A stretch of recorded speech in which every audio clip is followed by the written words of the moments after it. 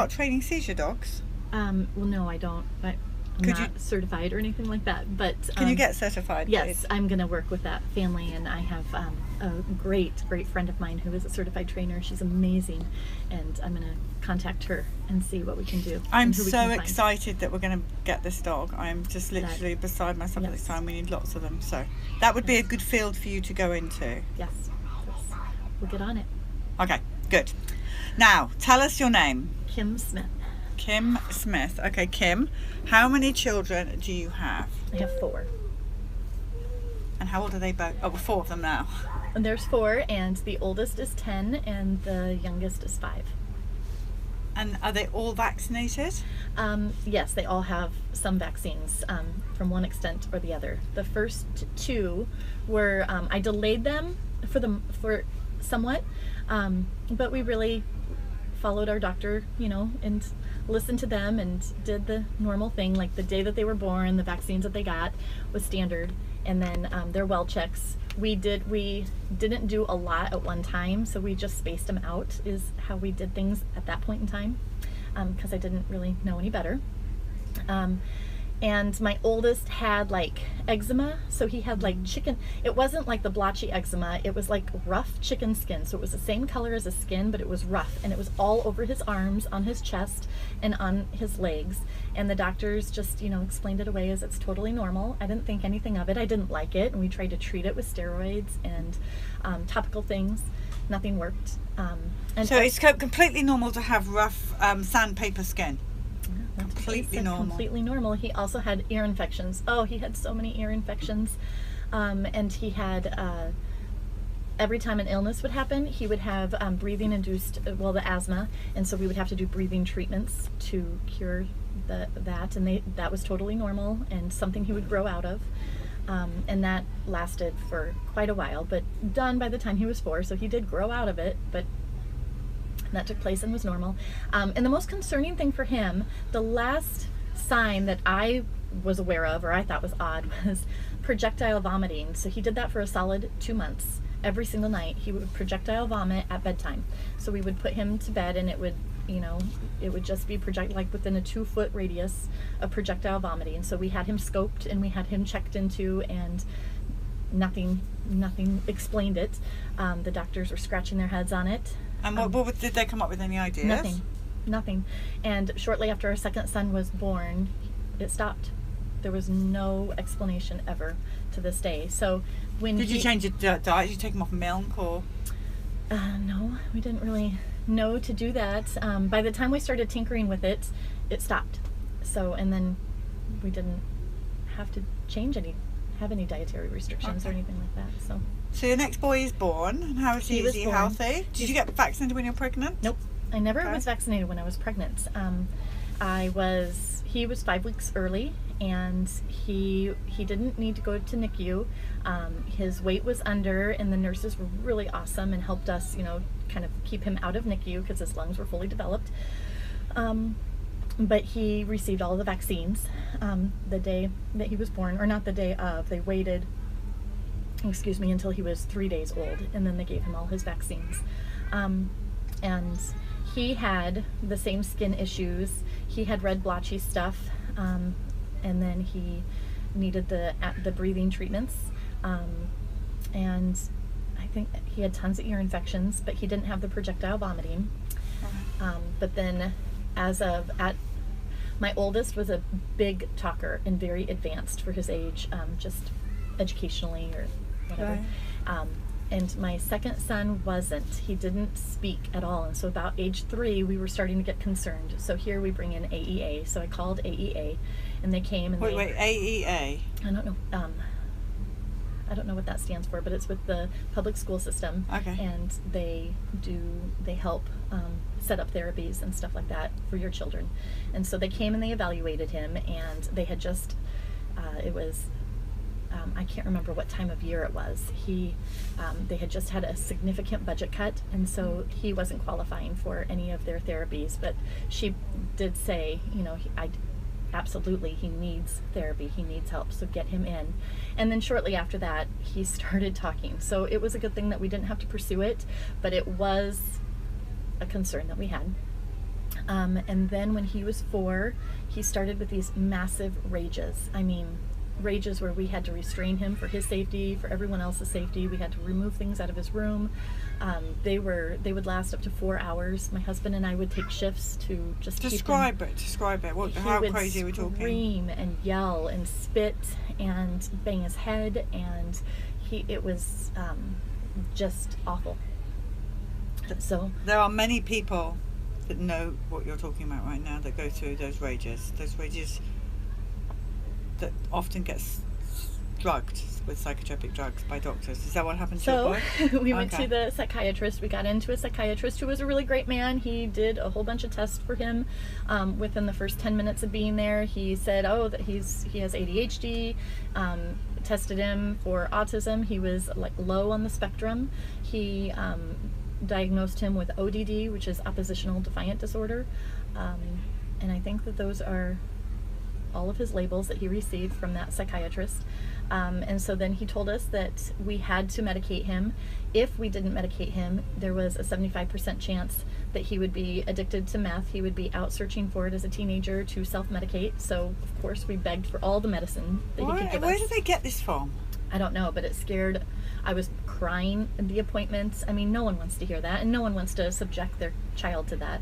So, of course, we wanted all the medicines, and unfortunately, that's when he became the Elvis Presley of little kids, is what I say. He had drugs to wake up, drugs to function in the day, and then he had drugs to go to bed. How many drugs do you think he was on? He was on a handful a day. He had 3 different bottles, and then he had some drugs that if it was a really bad day, then we would give him those drugs, but those were not drugs that we dipped into all the time. And we really weren't sure because none of the drugs worked. The only, I have to take that back. The only drug that worked was the drugs to make him sleep. So he did sleep. So you knocked him out? They did, and beyond that, he didn't sleep. He would sleep like 20 minutes and then he'd be up wandering the halls and walking all over at night, just getting into everything. Right. But the drugs for his ADD, a lot of kids will just become comatose, and that's the worry of just making them zombies. It never touched him at all. He was climbing the walls all the time. He was on huge dosages, and we tried every medicine that existed. Nothing worked.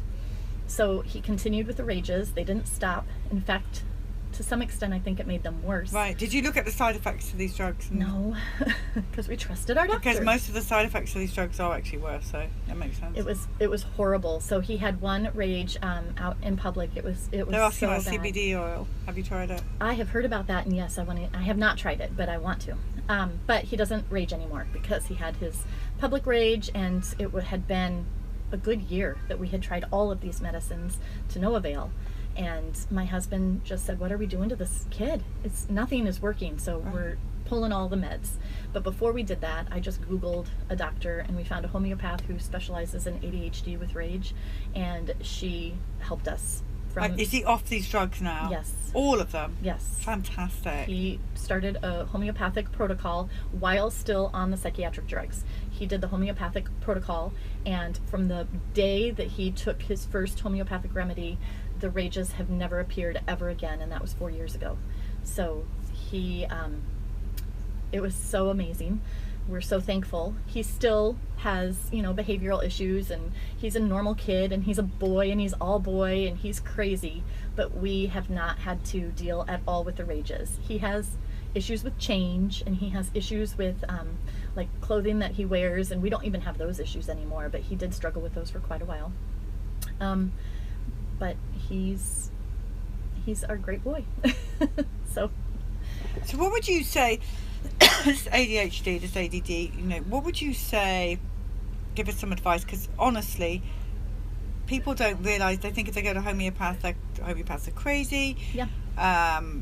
If we didn't believe in it. My husband said, I'm going to light $400 on fire and we'll never see that again. We don't have money to waste, and this is going to be a waste of our time, but that's how desperate we were. And I am so grateful that we did. And my homeopath even says, in her background, she said, I can tell you every reason why it shouldn't work and the science behind it, but it works. And within 2 hours of him taking something, he is a different kid. And I'm not talking about like little changes. I mean, there's significant changes, and the stuff that he is sincerely struggling with he responds to, and it sincerely works. So The fact that he's off all this mindless yeah. medication, which I'm afraid people, it's dangerous stuff. It's dangerous, these psychotropic drugs. Mhm. They have suicidal thoughts, all sorts of crazy stuff. So what is your advice to other parents that have this diagnosis of ADD or ADHD in their children? To research vaccines, research the side effects, because once I started looking into that, I could just go down the list to see what he was suffering from, and I would have told you that wouldn't have ever been a thought I had before. So research, and then do the research on the side effects of drugs, because what you're giving your kid, whether it works or not, what are the side effects and what can be the ramifications when they're older. But there's other options out there, and what do you have to lose? Now, what about food? Food, we tried the restricted diets. We did not have any luck with him. Our doctor she didn't want us restricting his diet like right when she started treating him, because we needed to see where he was at and get a baseline. So we did, before her, we did serious restrictive diets, and we didn't see any change at all. But our end goal was to end the rages. And so if we were looking at that and looking at his behavior, we didn't see a change. So that didn't, I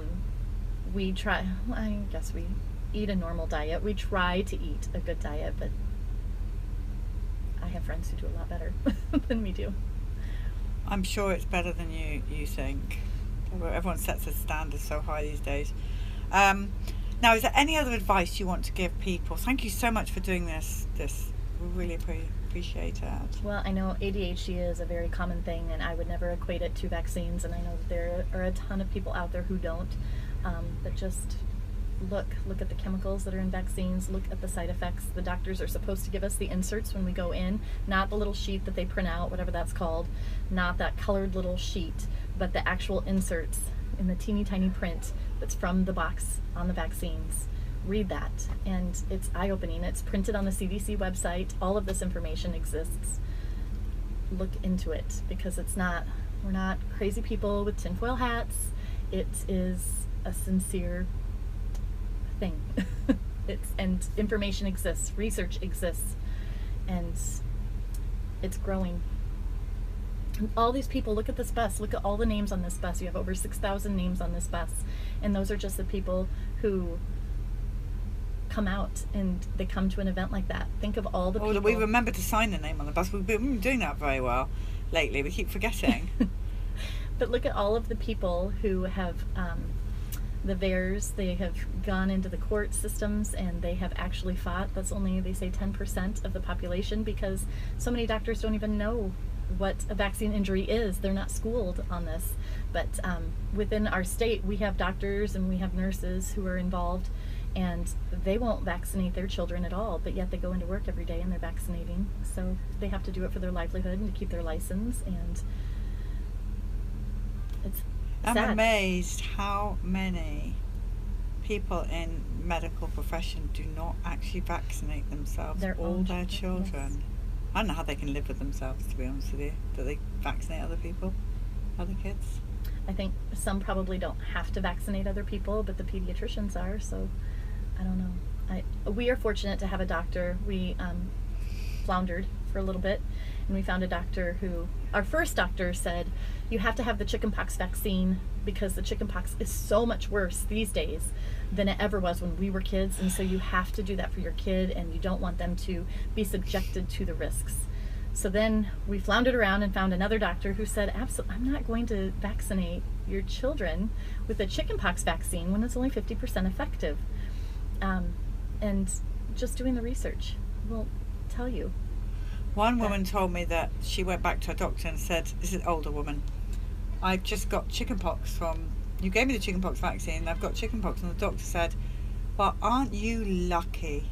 If you hadn't have had the chickenpox vaccine, you would have got it really badly and died. But because we gave you the chickenpox vaccine, you didn't have it as bad. And she said, well, it was really bad. And they said, well, it would have been worse. You would have died. My oldest had the chickenpox vaccine. We did stop vaccinating our second at, I can't remember how old he was. So he didn't have chickenpox vaccine, but my oldest did, and all of our kids had chickenpox, and it was a piece of cake. They loved it because they got to watch movies, Right. and they loved it. Anyway, they had chickenpox, and my oldest, who was vaccinated, got chickenpox. So I just don't think it's very pleasant when you're an adult. You're supposed to get it when you're a child, but anyway, we could go on for hours on this. I want to thank you so much. You've also been great in helping to organise today, haven't you? Thank you very much. Oh, your bracelets. Oh, no, that's Shanda. Shanda does those. Yeah, look at this bracelet that I've got. Shanda does those. She's Is that amazing. yours? I thought it was you. The Pray Big bracelets. So we're going to bring some of those on the bus, guys. They're really, Oh, really that's cute. great. You guys will love them. They're very cool. They are very cool. You guys are so proactive. I love what you're doing here. It's a really strong. You're on my top 5 list of places to run to. We have a lot of work to do, but a lot needs to be done, and parents need choice. And yes, I wish we could trust our doctors, and I do think that doctors mean well, but if they haven't researched vaccines, which most of them will tell you that they haven't, they have one class in immunology, and it doesn't cover anything but the vaccine schedule. And these are doctors I've talked to who vaccinate, and they don't vaccinate their own children. So they don't, this isn't something where you can just blindly trust your doctors, unfortunately. So you have to do your own research. I wish it wasn't that way, but it is. I know we're not doctors, but we shouldn't Thank God. have. Eh? All right, so basically we are trolls out. Have you noticed, guys, when they're losing, they send out their trolls. That's what they do. It's such a pattern. They're really, I want to swear because it just makes me feel very happy. They're really, really stupid. I mean, I'm embarrassed for them. I'm literally embarrassed for them. I have people who have said that Vaxxed is an anti-vaccine movie. Yes, dangerous and full of lies. Yes, it's an anti-vaccine movie, which it's not. That just tells me they haven't seen it. And they would rather have their child get autism than die of the measles or chickenpox or whatever it is. And it's just, it makes me shake my head. How can they be so passionate about other causes and want freedoms and all of these things, and yet not research, not go and see a movie, talk about a movie like they have seen it when they haven't? It makes no sense to me. If we were doing that on any other cause, I'm horrified by their stupidity. Anyway, Yeah. so this is, I think, the last interview of today. Now, you are all going to a screening of Vax, is that right? We are not. Vaccine, me and Anu are not. So I'm sure, have you got a local team doing a Q&A? yes. Yeah, so local team doing a Q&A. But, yeah, poor old peeps can't find the bus. And we're all good. We've got a day of uninterrupted stories, great people. And What a great event. it's been a fantastic, and it really works well having it at this lovely house. The garden, as you saw, some of you saw, full of children jumping around on trampolines and just having fun. It was such a good day. Such a good day. Lots of people coming by to get information and curious. Yeah. And very soon we'll be going to the Lindemans' house, guys. You're in for a treat. Come and see the Lindemans. Kurt Lindemann. If you don't know who Kurt and Kim Lindemann are, Google them. They've been in this game a long time and they are hilarious. Kurt carries a gun. He does. He carries a gun. All right, guys. Anyone steps on Kurt Lindemann's property, doesn't matter if you're a rabbit. It's kind of scary. It is kind of scary, I have to admit. I've seen them blast things away. It's private property and you stay away. Yeah. Just saying. All right, guys. Have a lovely night. And we will speak to you soon. I always turn my little periscope off last. Let me just do that.